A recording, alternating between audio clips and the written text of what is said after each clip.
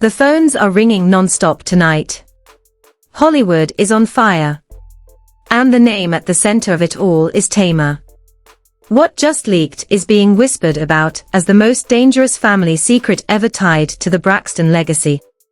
This isn't reality TV drama. This isn't sibling shade. This is something so dark that insiders say lawyers were contacted before the audio even finished playing. It started with a voicemail. Short.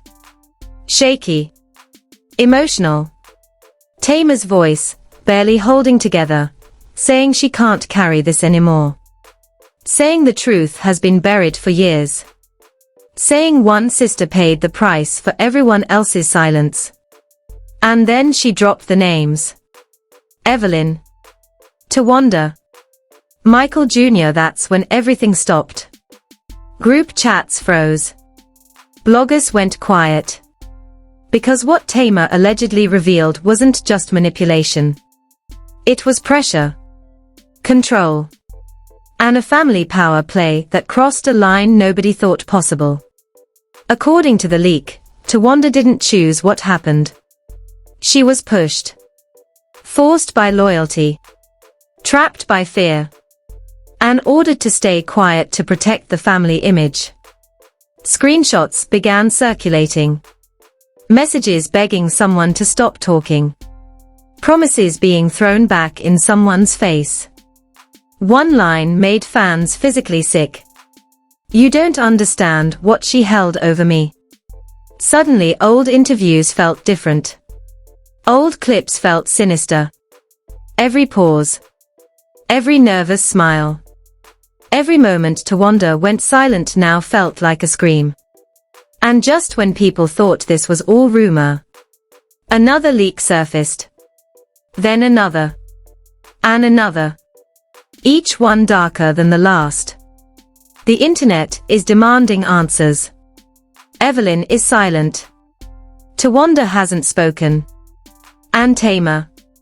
Sources say she's done protecting everyone but the truth. Because once you hear what allegedly happened next, there's no unhearing it. It didn't break like normal celebrity news. There was no headline. No press statement. Just a whisper that slipped out of a locked circle and set everything on fire. A voicemail. Short. Unsteady. Tamar's voice barely holding together. She said she couldn't carry it anymore. She said the silence was destroying her. She said one sister was sacrificed to protect a family image. And then she named names. Evelyn. Towanda. Michael Jr. That's when the internet stopped breathing. Private group chats froze mid-typing. Bloggers hesitated before posting. Because this didn't sound like drama. It sounded like confession. Tamar allegedly said Towanda never chose what happened. That loyalty was used against her. That fear did the rest. And everyone else stayed quiet. Screenshots started appearing. Old ones. Late-night messages. Towanda begging someone to stop bringing it up. Saying she couldn't relive it again. Tamar replying that silence was killing her. Then one line detonated everything. "You don't know what she threatened me with." Suddenly old interviews felt wrong. Towanda going quiet when her mother entered the room. Towanda checking Evelyn's face before speaking. Moments fans once ignored now felt calculated. Controlled. Edited. People began asking why certain conversations on the show always cut away. Why Tamar exploded whenever family loyalty came up. Why Towanda always carried tension like a secret. Then an anonymous insider spoke up. Claimed to be former production. Said filming once stopped completely. Said Tamar and Evelyn screamed at each other off camera. Said Tamar accused Evelyn of forcing Towanda. Said Evelyn told her to remember who held the family together. Cameras shut off. Footage locked away. The episode aired like nothing happened. Then came the audio clip. Grainy. Short. A woman's voice saying this was about what's best for the family. Another voice whispering she didn't want to. The recording cut out. Experts debated authenticity. Fans debated meaning. But nobody could shake the tone. Social media went feral. Threads exploded. Clips were dissected frame by frame. People noticed Towanda freezing whenever Michael Jr.'s name came up. TikToks slowed scenes down to micro-expressions. Comment sections turned into digital crime scenes. Then another claim flipped everything. Someone close to Michael Jr. said he believed everything was mutual. That he didn't know there was pressure. That he thought it was a shared decision. The internet split instantly. Victim or participant. Manipulated or responsible. But one question drowned out the rest. Who engineered the situation? More whispers surfaced. About Evelyn's control. About guilt used like currency. About love tied to obedience. Insiders claimed Towanda was the peacekeeper. The one who would sacrifice herself to keep the family calm. That made her the easiest to corner. The easiest to pressure. The easiest to silence. More screenshots leaked. Towanda saying she felt sick when the past resurfaced. Saying she couldn't fight her mother again. Tamar allegedly saying she would burn everything down rather than keep pretending. Fans watched the family image collapse in real time. Then a video surfaced. Old. Shaky. A family gathering. Tamar yelling that Towanda never wanted it. Evelyn snapping back that Tamar didn't understand everything. Towanda standing behind them. Silent. Eyes glassy. Makeup streaked. Not denying. Not speaking. Just shaking her head. The clip ended abruptly. Tamar stormed out. Towanda collapsed into a chair. People rushed toward her. After that, Evelyn went silent. No denial. No explanation. Just activity without acknowledgement. To some, it looked strategic. To others, it looked like confirmation. Late that night, another leak dropped. An alleged voice memo from Tamar to a friend. She said she was warned Towanda would be blamed if the truth came out. That the family would say she misunderstood. That everything would fall apart, and it would be on her. She said she stayed quiet to protect Towanda. Then realized she was protecting the lie. By morning, hashtags were everywhere. This wasn't about reality TV anymore. It was about power. Silence. Control disguised as love. Other celebrities posted vague warnings about toxic family systems. Old clips resurfaced. Old hints suddenly felt deliberate. Then someone else spoke. Quietly. Anonymously. Claimed they were there that night. Claimed they saw Towanda hesitate. Claimed they watched something unfold that should have never been allowed. The post ended with one sentence. She hasn't told her story yet. And that's when people realized. This was only the beginning. The silence didn't last. It curdled. It grew teeth. Because once part of the truth leaked, people started digging where no one wanted them to look. An anonymous post appeared in a private Facebook group. Former reality TV mental health consultants. One paragraph. No names. But every word hit like a confession. There were sessions where a sister said she felt pressured. Coerced. Controlled. She said she didn't have a choice. The mother's influence was overwhelming. Screenshots spread before the post could be deleted. The internet snapped. This wasn't gossip anymore. This was pattern. podcasts, said there were things nobody was supposed to talk about. Said she needed people to understand. The comments moved so fast they blurred. Then knocking. Loud. Urgent. Towanda froze. Her eyes darted off screen. Hold on, she whispered. She walked away from the camera. Muffled voices. An older woman yelling. Angry. Commanding. Turn that off. The phone tipped. The ceiling filled the screen. Footsteps. Raised voices. Then darkness. Live ended. The internet exploded. People screamed cover up. Others said it was staged. But fear drowned out doubt. 15 minutes later, Towanda posted a story. One line. I'm safe for now. Below it, smaller. Don't let them silence the truth. Panic spread. Theories multiplied. Was she confronted? Threatened? Pulled back into control? No one knew. Then the story took its darkest turn yet. Because someone else decided they couldn't stay quiet anymore. Someone who had never spoken. Never hinted. Never been part of the drama. A cousin. Anonymous. Her blog post dropped without warning. And when people read it, they realized everything they'd heard was only half the nightmare.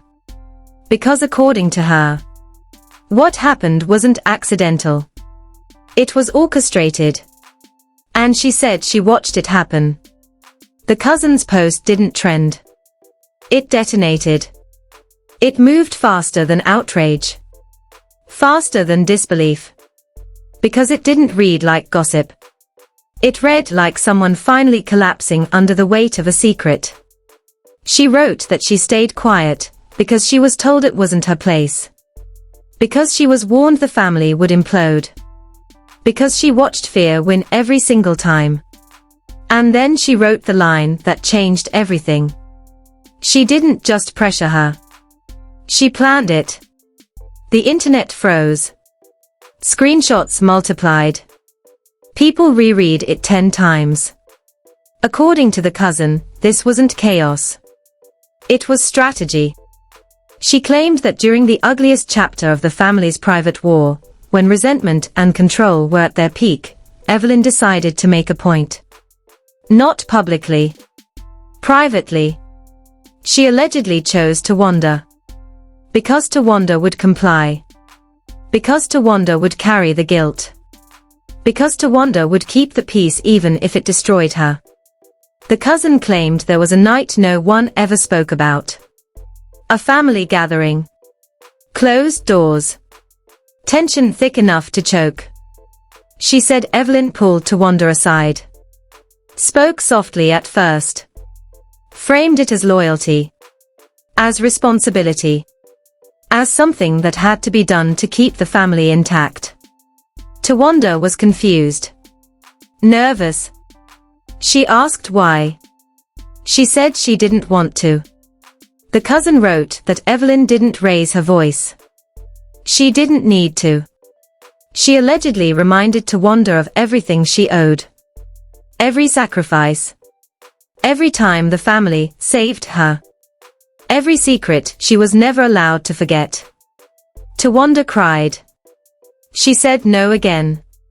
The cousin claimed Evelyn stepped closer. Lowered her voice. Said if Towanda didn't do this, everything would fall apart. That she would be responsible. That blood would be on her conscience. And then Towanda stopped fighting. Not because she agreed. But because she was trapped. The cousin said she watched Towanda walk down the hallway shaking. Tears falling. Not looking back. Not choosing. Just obeying. She wrote that she tried to intervene. She said she whispered to Evelyn that this was wrong. That this wasn't okay. That Towanda didn't want this. Evelyn allegedly snapped back. Told her to stay out of it. Said she didn't understand what had been done to her. Said this was necessary. Then came the line that scorched itself into the internet. If she doesn't do this, the family falls apart. Do you want that on your conscience? That sentence went everywhere. Printed. Quoted. Turned into hashtags. Because people recognized it. They'd heard it before. In different homes. Different families. Different forms of control. The cousin claimed that after everything, Towanda was inconsolable. Shaking. Begging not to be forced into proximity again. Begging for it to stop. She wrote that Evelyn's response was cold. Final. You did what needed to be done. Then the silence was enforced. Everyone present was allegedly warned. If this ever got out, everyone would go down. The family image came first. Towanda carried the shame alone. When that post went viral, the internet turned feral. News outlets scrambled. Lawyers weighed in. Psychologists started threads about coercion and power dynamics. Fans demanded accountability. Some defended Evelyn. Others said this explained everything. But then another leak landed. And this one shattered people emotionally. A private voice memo. Allegedly sent months earlier. Towanda's voice was barely recognizable. Soft. Broken. She said every time she saw her mother, she remembered. She said she felt like she still owed her. Still trapped. She said she couldn't carry it anymore. She said she was breaking. Tamar's alleged reply followed. Low. Controlled. We can't let her keep playing God. Towanda whispered back. She still controls everything. Those 4 words spread like wildfire. She still controls everything. People printed them on shirts. Posted them on timelines. Turned them into banners of rage. Then came the email. An internal memo.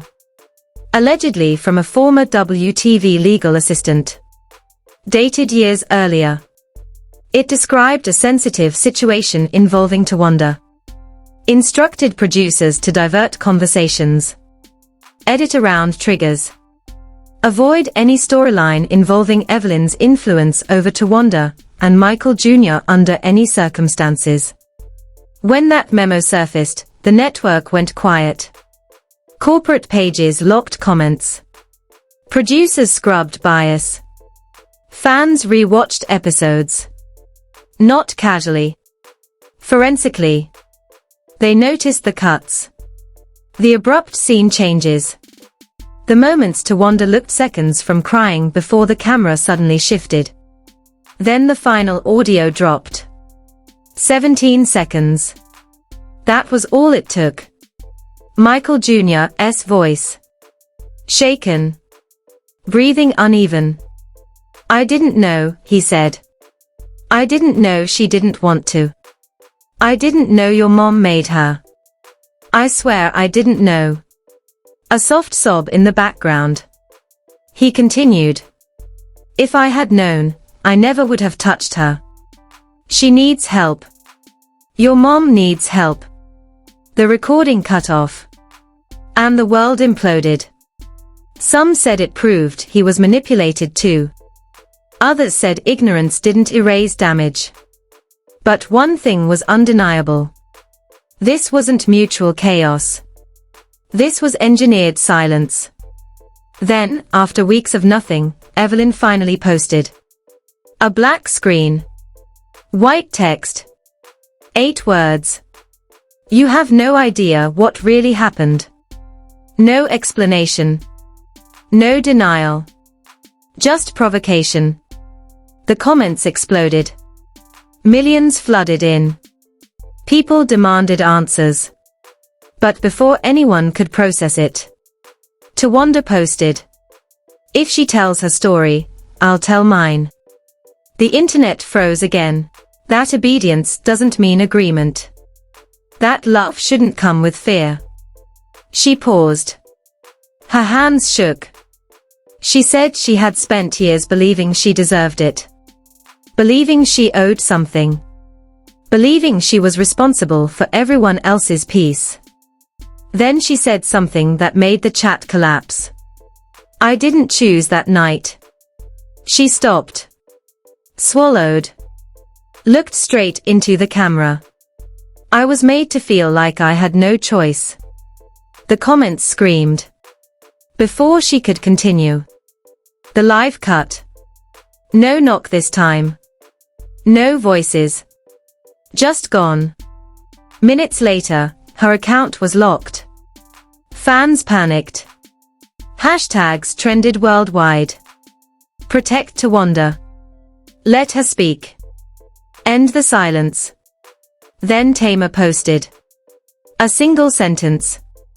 They taught us silence was love. They lied. That was it. No follow-up.